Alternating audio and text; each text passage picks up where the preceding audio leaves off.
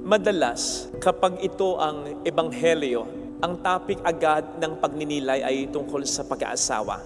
Usapang single muna tayo, ha? Wawa naman yung mga single dito. Sino po ba mga single dito? Yung matagal lang single, ha? Mga kasi 30 years old na, 40 years old na. Kamusta po kayo? Bilang single, okay lang po ba? Sigurado kayo, ha? Kaya niyo bang sabihin itong quote na ito?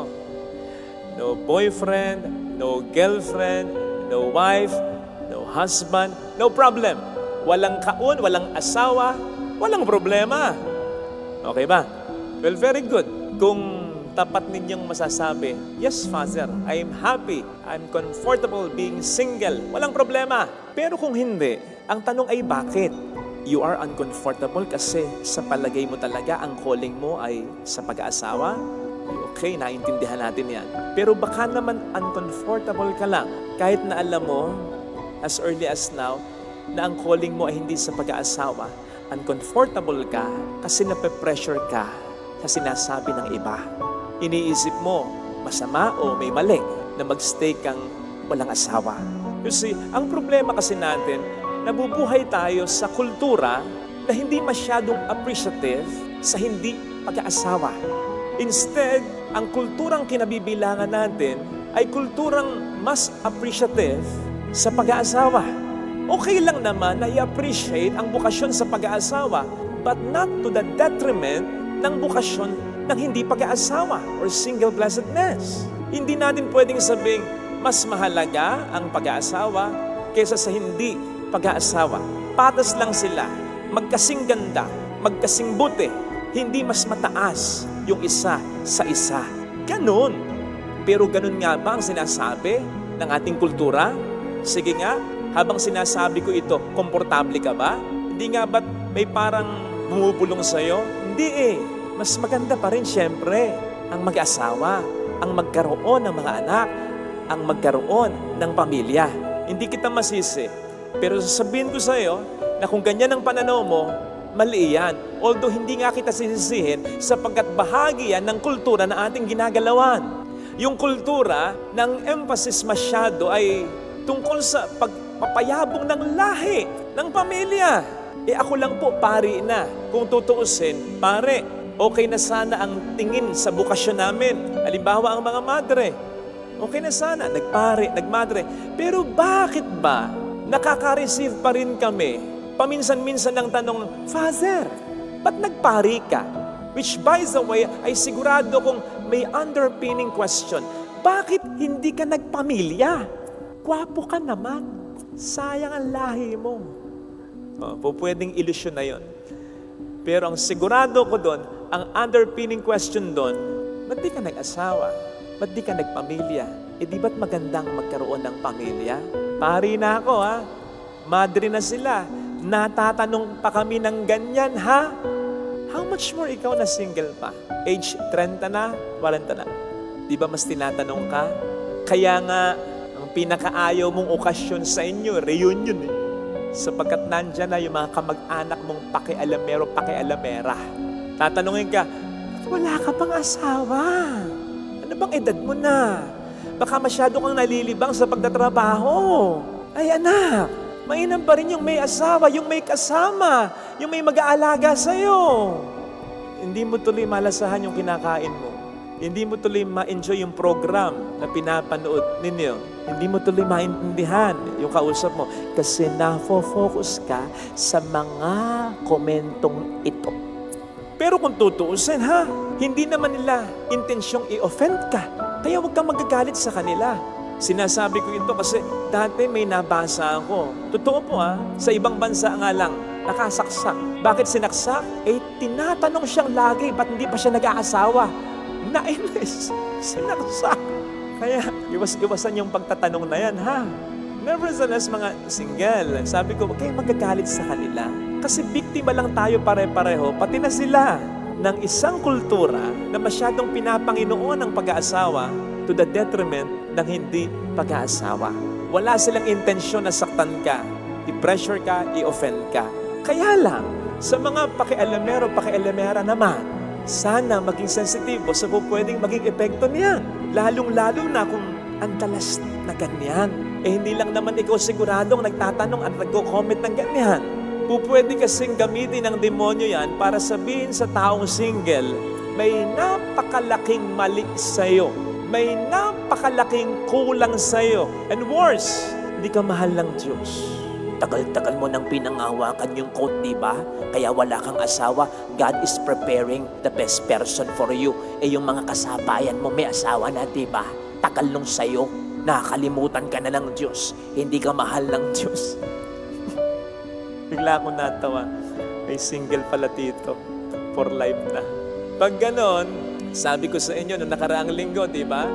Yung mga negatibong ganyan, galing sa demonyo yan. Kontrahin mo na agad sa isip at sa puso mo.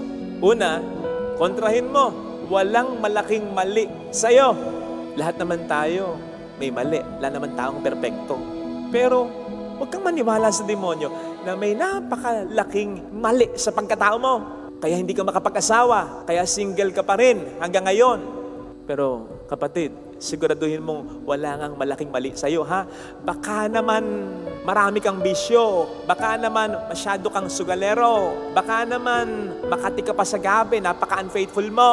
Baka naman sobrang baho ng hininga mo, kilikili mo. Napakalaking mali niyan. Magiging single ka nga buong buhay mo. I mean, lahat naman tayo may mali. Pero iwasan yung malaking pagkakamali na pwedeng solusyonan at pwedeng iwasan. Walang taong magkakagusto sa iyo pag ganyan. Pero yung mga simple na pagkakamali, natural yan. You don't have to be perfect to be beautiful. Kahit naman yung roses na maganda, may tinik din. Kahit naman yung magagaling na mga players, nagmimintis din. Kahit naman magandang tanawin, may basura, may dried leaves din. You don't have to be perfect to be beautiful. You just have to be perfectly you because you are already beautiful. Yung mga kakulangan, kapintasan mo, bahagi yan ng kagandahan mo sapagkat minarapat ng Diyos na maging bahagi ito ng pagkatao. Inuuna mong iisipin, ha? Walang malaking mali sa'yo. Pangalawa, walang malaking kulang sa'yo. Again, no one is perfect. May mga kakulangan tayo. At yung kakulangan na yan, talagang dinesign ng Panginoon yan para kompletohin ka ng taong magmamahal sa'yo. Kung paanong kukumpletohin mo rin ang kakulangan sa taong mamahalin mo. Pero hindi ibig sabihin, dapat yung mamahalin mong kukumpletuhin mo at yung magmamahal sa yung kukumpleto sa iyo, necessary dapat asawa mo. Pwedeng ganon, pero hindi laging ganon. Pwedeng kumpletohin ka ng nanay mo, your father can complete you, your sibling can complete you, your friend can complete you. Tama namang iba yung pagmamahal ng isang asawa. Pero, kaya mo nasabi yung iba ang pagmamahal ng isang asawa, iba rin ang pagmamahal ng isang ina, ng isang ama, ng isang kapatid, ng isang kaibigan. Basta ang mahalaga, may mahalin ka at sa'yo ay may pagmahal talaga. Na sigurado namang meron, naniwala ka. The point is, God can use anything or anyone to make you whole, to complete you, to make you happy. Pangatlo, lalong wag kang maniwala sa demonyo that God doesn't love you. Mahal ka ng Diyos. Father, bakit hanggang ngayon wala ba yung the one? Baka naman iniiwas ka lamang niya sa taong pwedeng magpahirap, magpaiyak at manakit sa iyo. Tandaan mo na kahit yung mga sagot ng Panginoon na no, ay bahagi pa rin ng pagmamahal niya sa iyo. Yes, nagka-boyfriend ka. Yes, nagka-girlfriend ka. Pero may mga tao naman talagang ibinibigay ang Diyos sa buhay natin para makasama lang natin pansamantala at hindi habang buhay talaga.